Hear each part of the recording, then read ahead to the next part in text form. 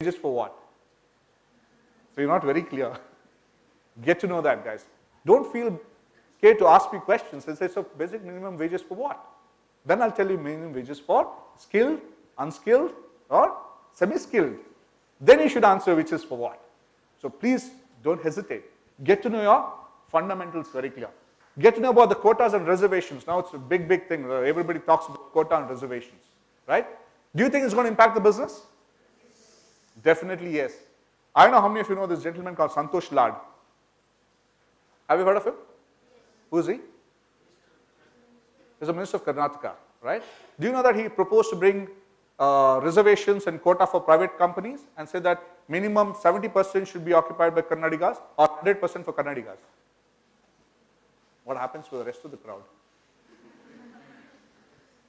Do you think it's going to impact your talent management strategy? You would have started a nice board meeting, all talents, I'm going to get people from here, I'll pay for the right talents, I'm get them on board, and he happens to be a Delhiite, he happens to be a Maharashtrian. Doesn't matter. Doesn't matter. We are all Indians, end of the day. But that's not how people look at it, right? Government starts looking. Somebody somewhere will think, oh, why don't you bring some quota system there? Your whole talent management map just goes here and there. It's like you would have built a nice puzzle. You would have built a nice, beautiful tower, building talent management, getting people from different things. I'm going to build my competency. This is the revenue I'm going to generate. This is how I'm going to return to the investor, blah, blah, blah. One nice manager will send one mail, right? One government will send one notification saying that please ensure that you have 100% reservation for this particular thing. Your whole tower will just collapse flat. This is what impact, guys. Please be aware of it. So don't forget this. Next, women's protection, right?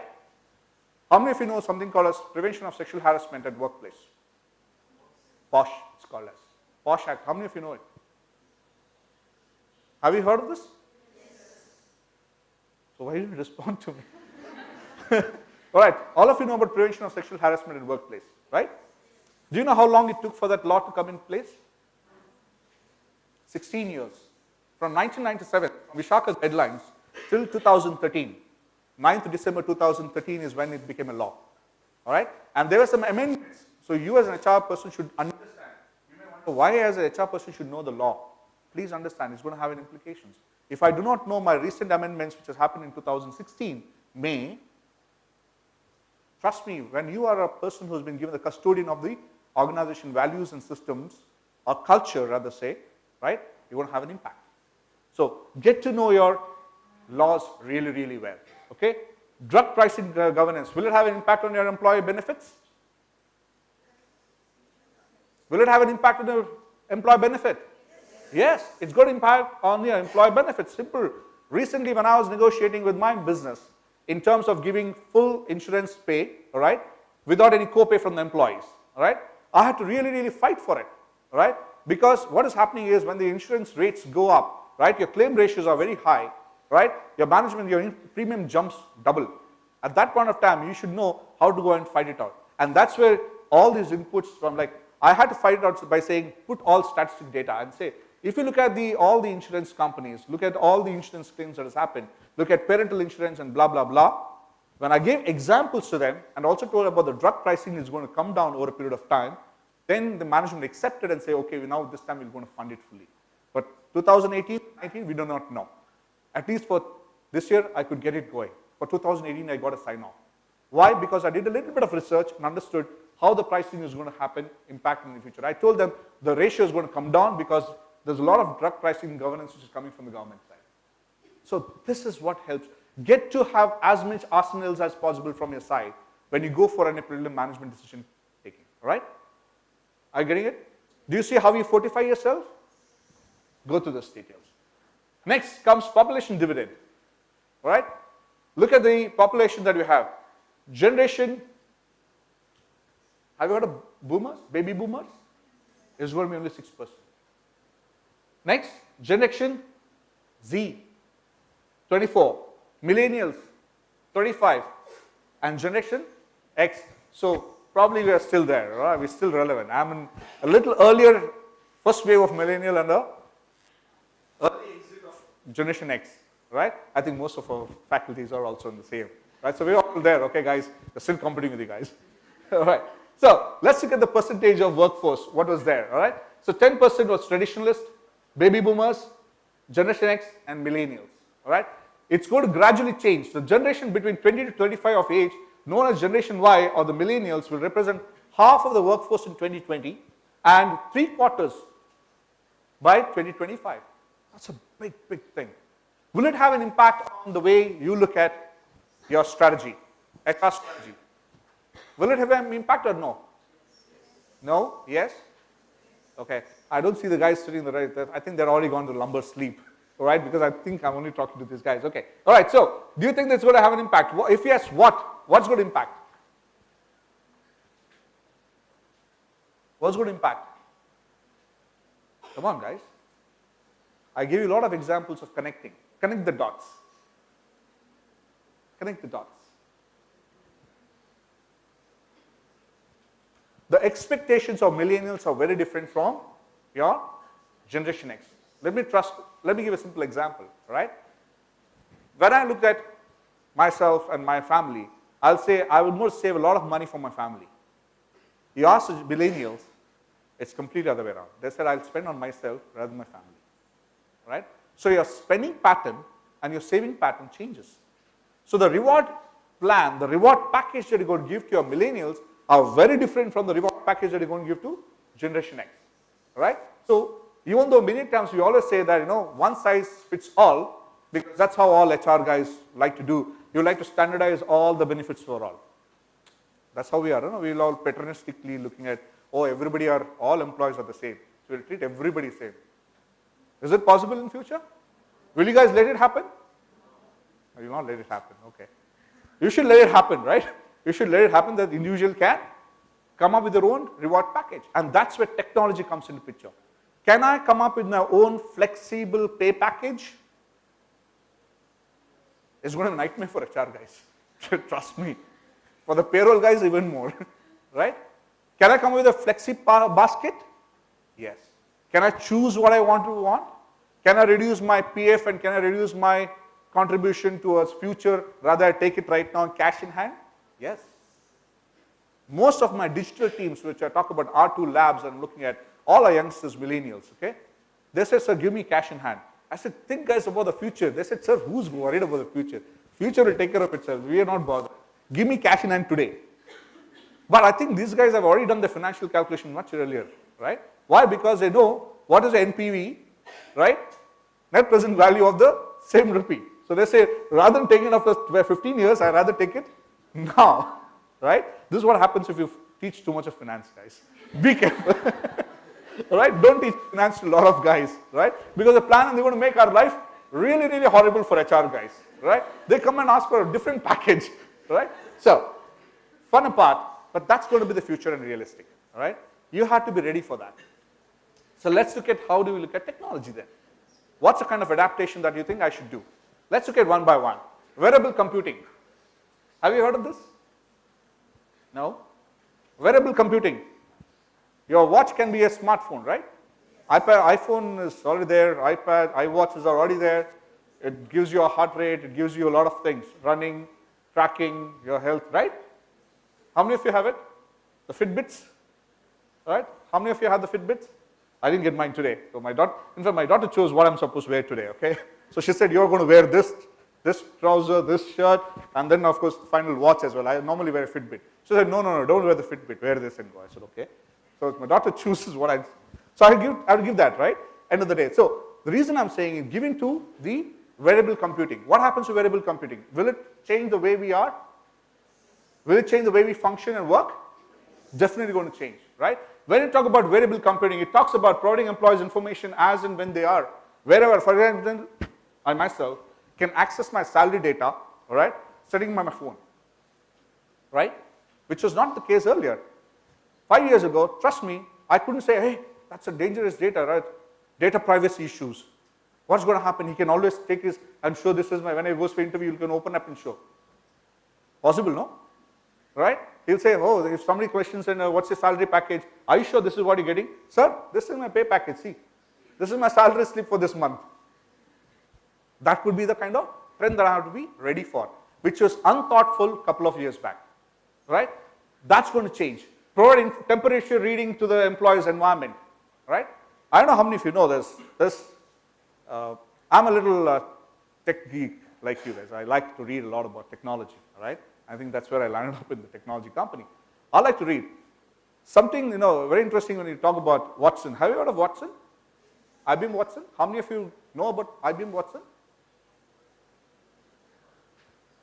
Royce Harp. Anybody has read about IBM Watson? Okay, great. Any idea what does do, IBM Watson? It's data analytics. It's a machine which actually does, it's actually a software program which has been built, and it's a machine learning thing. It reads and predicts about people. And when I was talking to the IBM head of HR recently, a couple of months ago, he made a presentation about how you can predict people resigning in an organization. How many people will be very active in social media before they actually put in the profiles in the Naukri or so-and-so, the portals. How many of them were very active in social media, suddenly became silent, right? And how do you try to make sense out of that? It's a very, very interesting technology, right? Please go and study and do a little bit of research. Now, even though you may wonder, why am I interested as an HR guy, but I love these things, because this technology is going to have an impact at some point of time, all right? Get to know that. There's a lot of predictive analysis. For example, in Rolls-Royce, we are now in a big way in the digitization. I met a very interesting gentleman, the Nobel Laureate. I was just talking to him, and it's a small world, end of the day. He has worked with somebody whom I know in Schneider, in my previous organization, right? Pilar was a student, he said. And they were nuclear computing, and he's into computer science, and just studying. And it's a small world you speak, right? When you get to know some relevant guy, somebody sits and starts chatting, and you need to make the connection and see how beautiful it is. So I got into a very interesting conversation with him about technology, about nuclear field. Even though I'm an HR guy, I love to talk about nuclear. So he was saying how the nuclear environment, the microgrid is going to change. And Rolls-Royce is into small and medium micro reactors. And I was talking about SMRs to him. And I said, how it's going to, he said, how small can my SMR be? I said, a small city can have a reactor of its own and run the whole city on its own for self-sustainable for 25 years. Can it have a huge power problem issues? It's going to knock off all the power problem issues, right? And we are Rolls-Royce is involved in that process. I was talking about autonomous ships to him because we already have tried it out, all right? The ships of the future can be autonomous. For example, you load the ships, program it, the ships will go and deliver what it needs, right?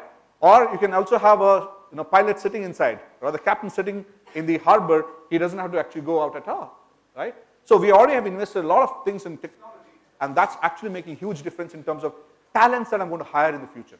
So please understand, wearable computing technology is going to huge difference in the future. Next, Internet of Things, all IoTs, right? IoT, yeah? Internet of Things, everything is connected. I still remember when we were talking about in Schneider, I'm giving you an example of Schneider, because at that time it didn't make sense to me. When our CEO was talking about digital revolution, right? This I'm talking 2009, 8 years ago, right? He said, guys, I want all our products, that is, we will manufacture huge transformers, we manufacture a lot of switches and all. He said, I want you to be connected. We're all like, what does it mean? They're all connected. Yes, it's all connected. What he says, you should speak. We're like, oh. So the R&D guys were like, speak? They didn't understand at that time. He was actually talking about IoT there, right? 8 years ago. He said, guys, ensure that every product of ours by 2015 should be connected and they should exchange data. Oh, that's what he's talking about. Can our machines give data to us? Tesla is a classical example, right? It's already there in the market. Tesla is a classical example. It runs on data. He analyzes the data on a real-time basis. It predicts. How many of you know? Now I think it's also come to a small level. All our UPS also tells you how much hour it will power you. It tells you, right, how much the backup power it will give you. Was it available earlier? No. That's what you're talking about. Can it be learned from HR perspective? What does it have an impact on HR guys, like you and me? What's impact is going to have? I gave an example of Watson, right? It's going to be big data analytics, predictive analysis of employees, Now, there is a lot of debate on this. You need to be very careful here, all right? Can I infringe into your information without your approval? Can I access information without your approval?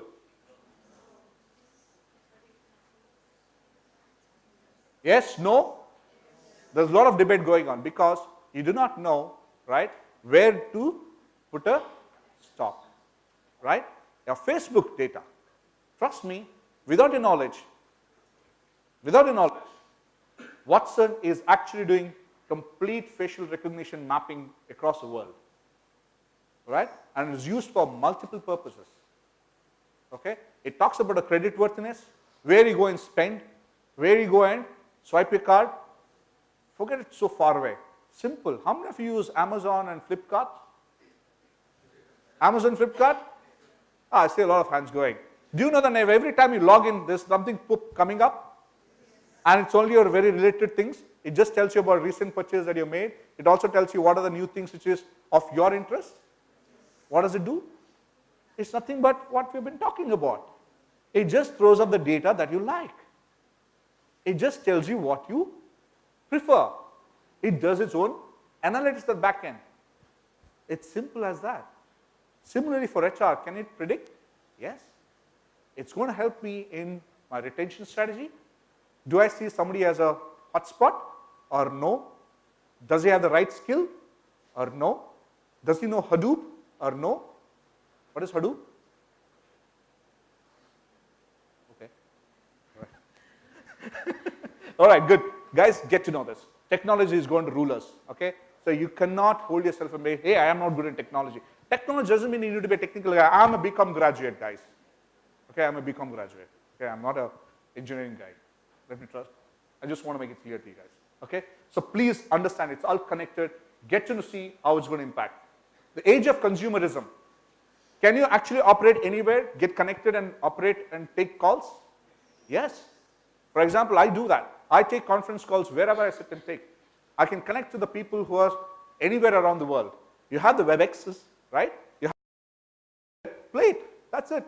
Simple. Nowadays they can compress the data. What requires? I don't know how many of you use Amazon Prime. Prime videos?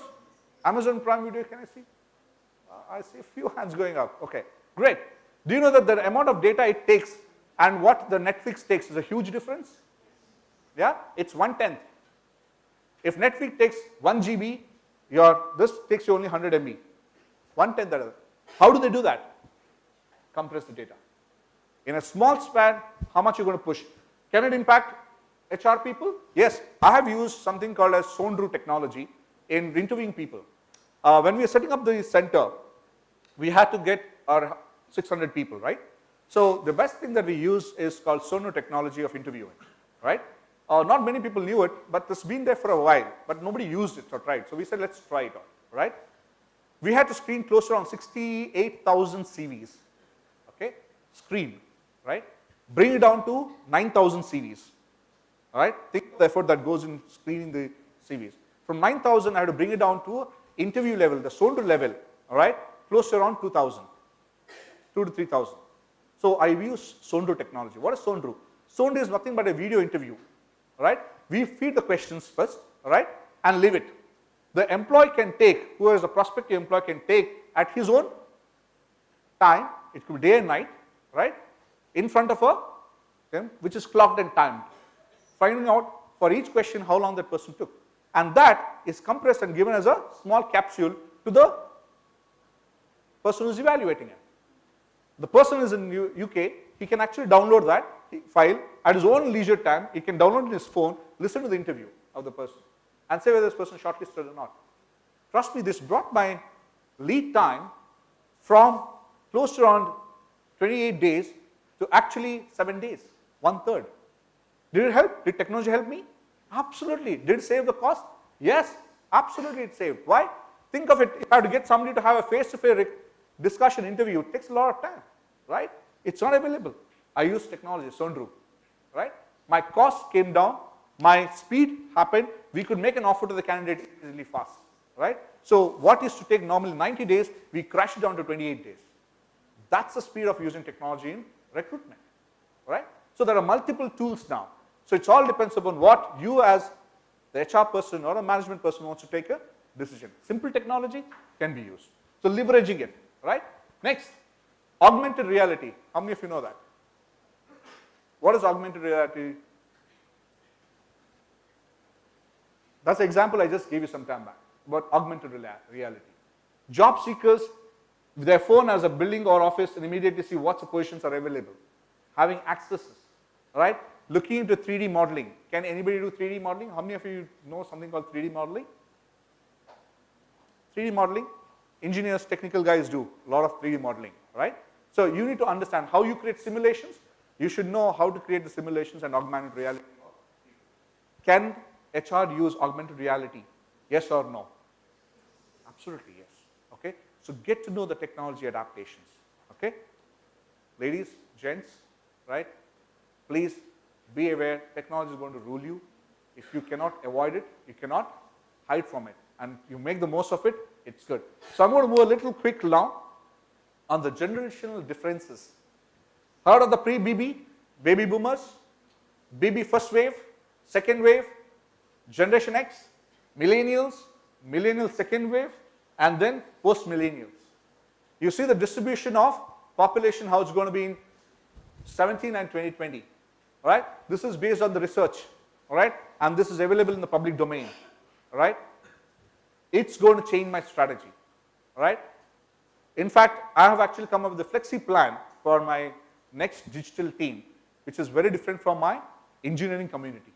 And the office space, in fact, we are actually trying to come up with a new office for the digital guys, which is completely different from the way engineering work happens. All right? It's going to be having more breakout session, less of desk space. We conducted an interview for the new people for our AI field, the artificial intelligence area.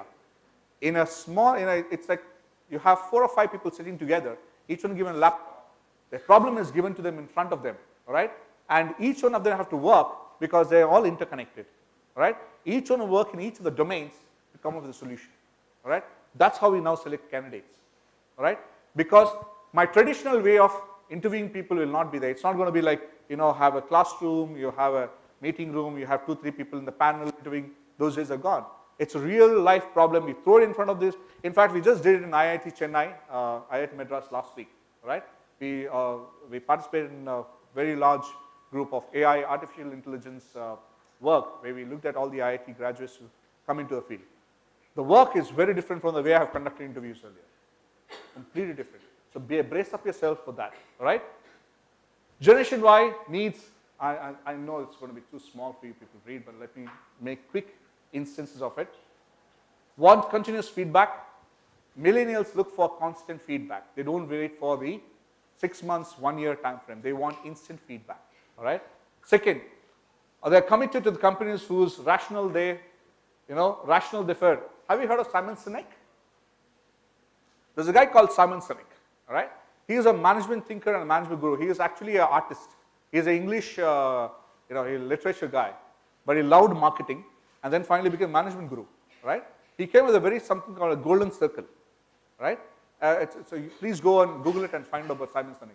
He talks about the why. People are motivated by why. Now you may wonder, what is that? He said, what does your company do, right, will determine the kind of people you're going to attract. The purpose, right, what is that you're doing will actually keep your flock together. So you have to have a clear vision. So tie them to the vision and dream of the company, they'll all follow you. And that's what the golden circle is. Go back and do a little bit of research on that. And that's what he's talking about. All the millennials, he says, they want to be part of a momentum. They want to be part of that journey which says, hey, I'm doing something good. And I'm very happy to know that you guys are having a conclave which actually talks about the important things, the people, planet, and profit, right?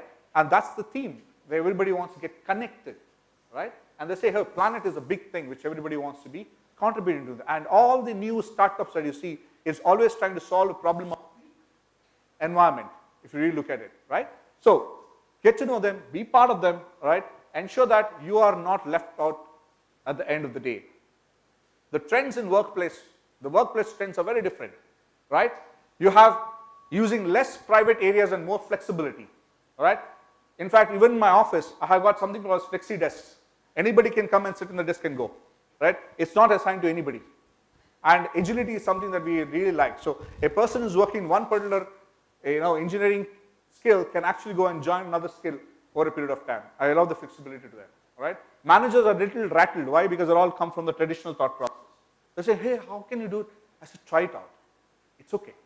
End of the day, you retain him or her, right? So look at that way, and that's flexibility, and that's bringing agility work into the workplace.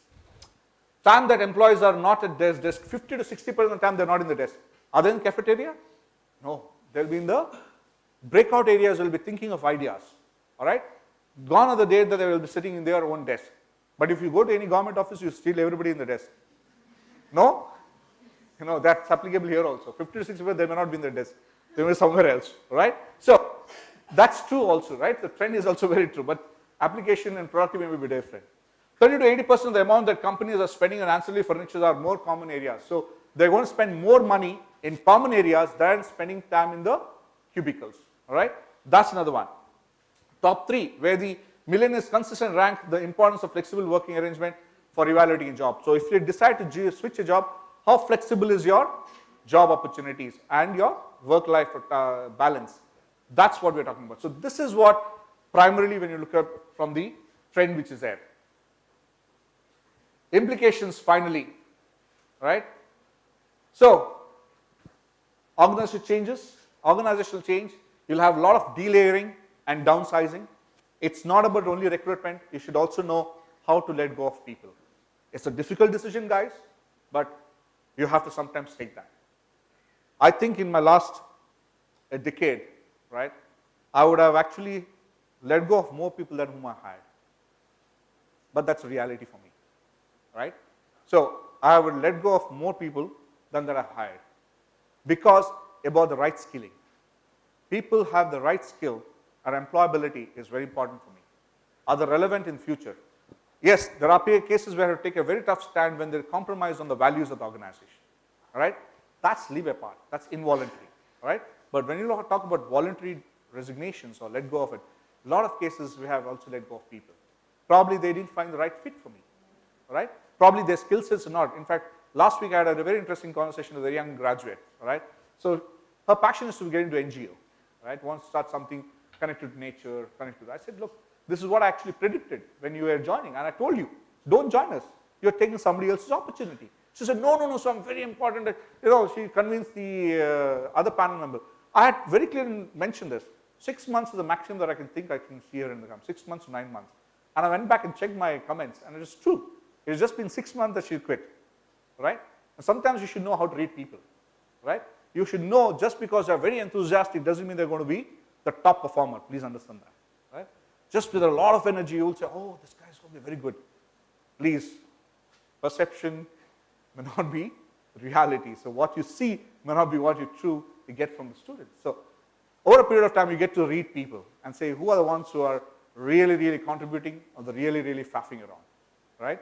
Sorry to use a word. This is what we use in the corporate world, faffing around, right? Faffing is people only talk blabber. No work, only talk, right? So this is very, very clear. So you should know how to downsize, get the right skilling. Optimization is a word which most of the companies use. Okay? We should have the optimum size of headcount. Technology adoption, I'm not going to talk about it because I already covered that, right? Team-based virtual teams and networked teams, right? As I told you, workplace is not going to limit to a particular thing. I'm sure when I was a student, I used to remember reading about Airbus at that time, right? How does Airbus think?